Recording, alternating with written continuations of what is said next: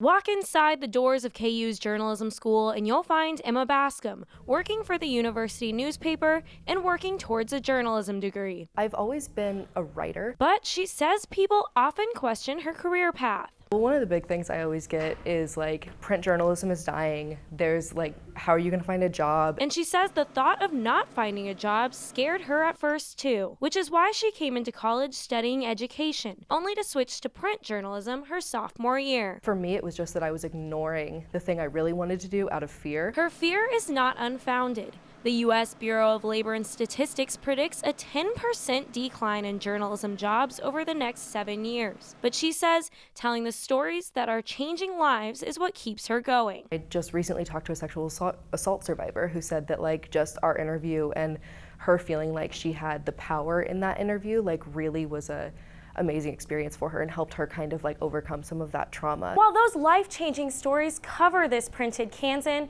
former Washington Post copy editor says journalism will last forever, but the paper might not. The fact that people need facts, they need information. We're going to always need information.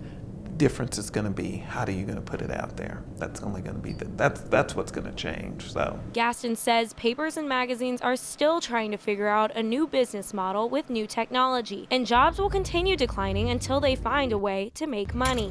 She says a lot of big companies are buying small newspapers that are struggling for cash. I think it's a darn shame.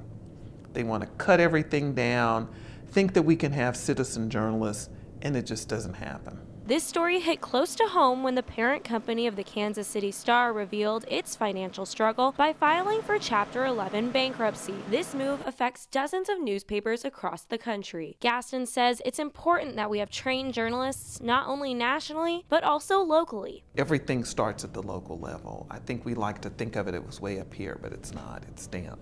We got to start here. Bascom says people don't realize how important local papers are, and she thinks the world needs more storytellers. Her advice to young newspaper journalists: don't let your concern about money and not finding a job stop you from going into a field that you love, because you'll regret it. On KU campus, Katie Rhodes, KUJH News.